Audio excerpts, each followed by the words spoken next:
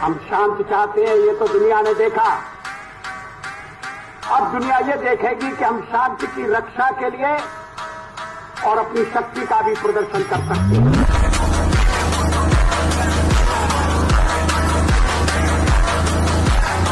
तो हमारे पास क्या है भाई? ये दिवाली के लिए रखा है क्या?